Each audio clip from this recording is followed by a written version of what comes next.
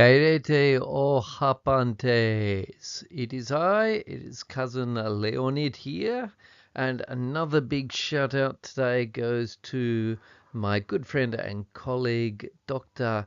Esteban Etongo, who has asked me to continue with his Lenten series. And we're today going on to Matthew 3:17, and out of interest, that is apparently an illustration from an Armenian illuminated manuscript of the 17th century. So that's very interesting historically. All right, now let's have a look at the Greek in question. All right, so I've even given the reference in Greek today. So katamatayon, okay, 3:17, Greek New Testament. All right, let's read it out.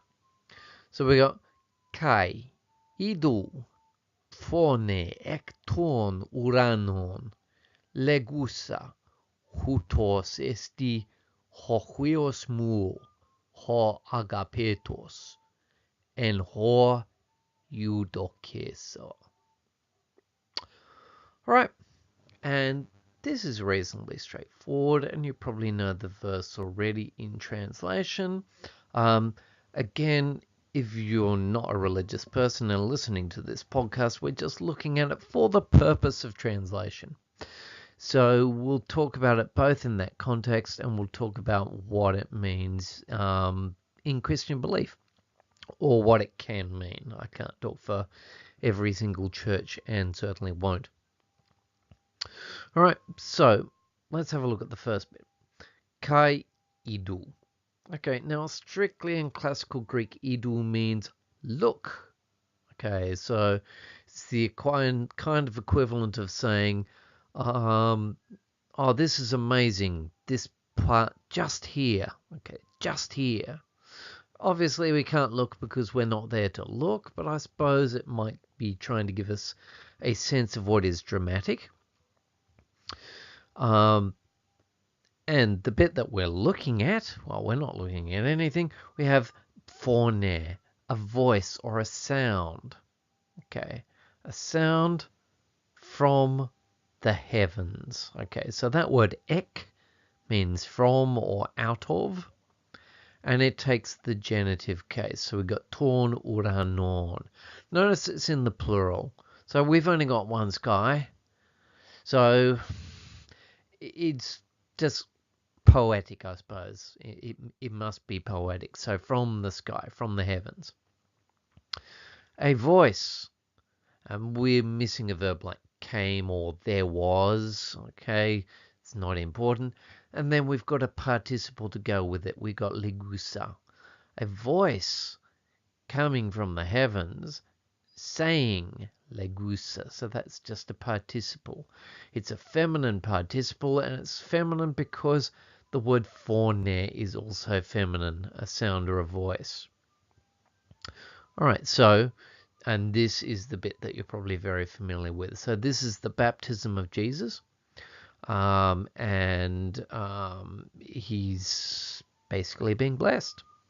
So we got hutos. Okay, that means this one. Okay, that's clearly Jesus. Notice the capital letter. Usually there aren't capital letters in Greek unless it's a proper noun or an ethnicity. It often has capital letters.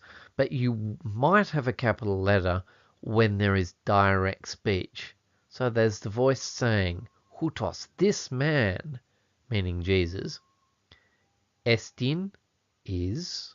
Okay, so that's more or less the same, and it has been the same for a couple of thousand years. So we've got the same kind of word in Sanskrit, got the same kind of word in Old Persian, and we've got the same word in Latin.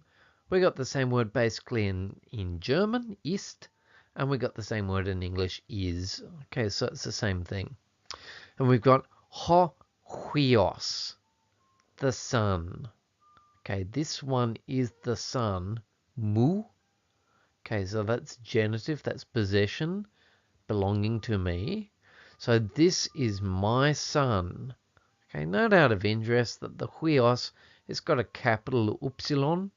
Okay, I don't think there's anything that we need to particularly say about that, because Jesus is in the Gospels equated, can be taken as equated with God, then he gets a capital letter, just like we would expect with the Lord.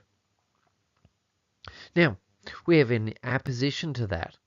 So this is my son, ho agapetos.